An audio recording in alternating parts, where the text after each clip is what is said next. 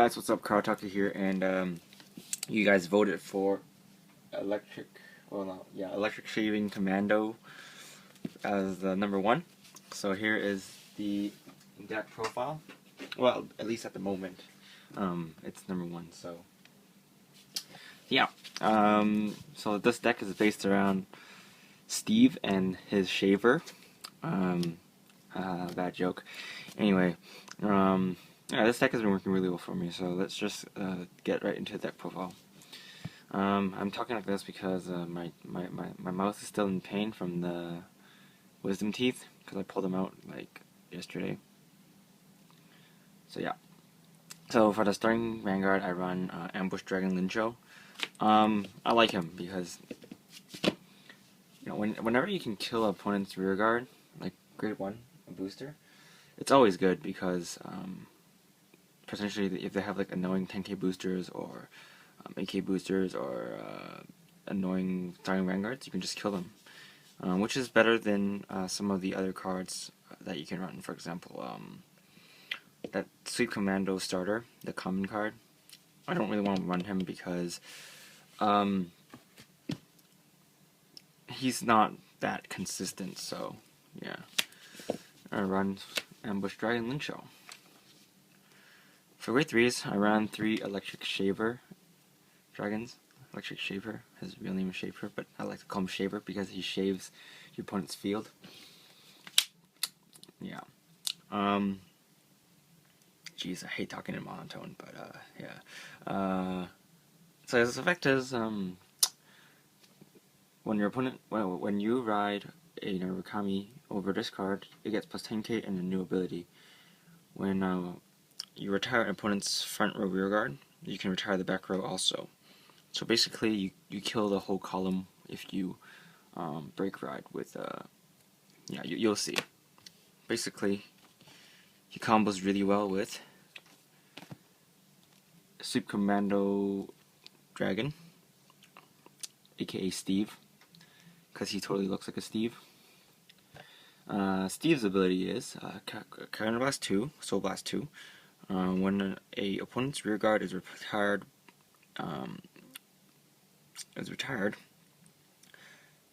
you can pay the cost and kill another rear guard in the front row, and then you can draw a card. And then this card gets 5,000 power. So basically, what you do is, oh wait, you also need to know his second ability. When this card's called in the field, when you ride this card as Vanguard, you can slow charge a Eradicator card, and then you can destroy one of your opponent's front row rear guards. So basically, what you do is you have you have his Shaver, and then you ride Steve, and then Steve's ability activates, and you slow charge something, for example, Lincho. And then right now, because of this guy's ability, you'll kill one front row, or no, one column. I mean, you kill a column, and then you'll activate his Limit Break skill. Counter Blast 2, Soul Blast 2, draw your card, and then you kill the other column. So basically, your soul charging cost is negated by the draw. So basically, you don't break even in that part. You break even in that part, and then your opponent will be very sad because they just lost, pretty much all their rear guards. But yeah, I only run 3 of each because Steve is, Electric Shaver is not very good when you ride over Electric Shaver, and Steve is good, but running 3 is enough because I like to run boss monsters at 3, and then it also gives me space to run 2 Dragonic Descendants, which is what I do. Which is what I ride late game when you're finished annihilating your opponent's field. You just ride this, and then your opponent will be even more sad. He's on a sad face because they have no more rear guards and they have no more hand. So yeah, you're in a pretty good spot when you do that. Next, I run 4 Ryo Chuo, I think. I don't know. Chuo? Something O. Basically, his ability is when this card is called in the Vanguard, and this card is placed on the Vanguard or rear guard circle, you can soul charge one Eradicator monster, or unit to kill an opponent's front row rear guard. So basically, after you're finished using a Sweet Commando skill, or if you you're unfortunate enough to not break ride, you have Sweet Commando, and then you call this card, you soul charge, and then you kill something in front row, and then you can activate his limit break again and kill another thing in the front row. So basically, your opponent's gonna keep on having to replace the rear guards because you keep on smacking him in the face with cool abilities like retiring front row rear guards.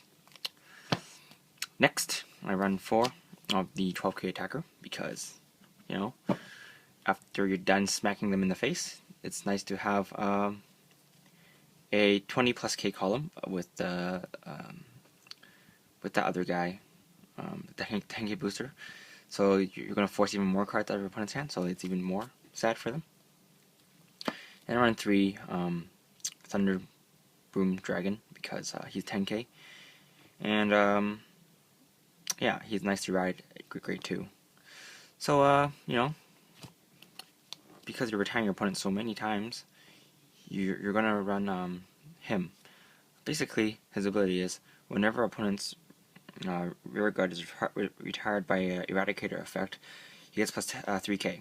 So basically, when you use him and Sweet Commando, he gets plus 12k, which makes him a 19k booster, which is pretty stupid. So, yeah. And for those people who say it's on attack, it's not. His ability states that he gains the plus 3000 power whenever opponent's rear guard is retired by Eradicator effect. Or if you're, it's when you have Eradicator Vanguard. So, yes, he does get 3000 boost every time you retire something. Next, I run 3 Demolition Dragon. I run 3 because he's nice to ride first turn. Basically, because you don't want to ride anything else. And he's also a very good attacker in the rear guard circle. So I run 3. I don't run 4 because I rather run this really nasty card right here. So yes. Next, I run 3 10k boosters. He's a more consistent version of. Oh no, he's a very consistent booster because all you need is your opponent to have 3 damage, which is pretty much the whole game. Well, you know what I mean. But yeah, boosting your Sweet Commando, he'll be boosting. You'll be swinging for 21, so that's a very nice number. And yeah, there's nothing much to tell, but he only boosts Vanguard, so run 3. And even if you don't put him in rear guard circle, you can still form magic numbers with the rear guards that you have in this deck. Except for him, he's not very good with him because they only form 15k, which is like not a magic number against 16ks. But with him and him, you're fine. Also, if you have extras of him, you can eat it with Sweet Commando or Chuo or whatever his name is. Next, I run 4 perfect guards because it's 4 perfect guards. And for trigger lineup, I run 8 crit, 4 draws, and 4 heals. Pretty standard lineup. But yeah, this deck is pretty fun. It's not very fun for your opponent, but it's pretty fun for yourself. And consistency-wise, this deck is it's pretty consistent, I guess. Even if you don't break ride, your opponent's still going to cry because they're going to lose 2 of their front row rear guards almost every turn. So yeah, it's pretty QQ for them. And this deck is pretty good at forming high numbers. It's really amazing when you have a column like this,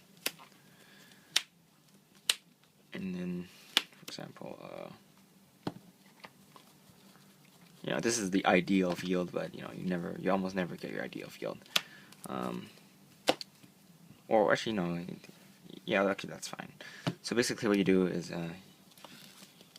for example, if you break ride or something, and then usually the turn before, you place like a draw trigger or something, so you can eat it, and then you replace it with something, and then basically you retired 4 of your opponent's rear guards if you did a correctly, or if your opponent, you know, doesn't have a full field, then you can't do it properly. But usually they have a full field, especially if you fight against liberators or something. They'll be really sad. They'll be especially sad. But then Alfred's stupid, so you know they won't be that sad. Anyway, I'm just blabbering. So you retire your opponent's 4 of your opponent's regards. So these guys become 19k boosters, and 19 plus 12 is like 31. If I did my math right, yes. So you'll have 31 columns, and that's pretty scary. And yeah.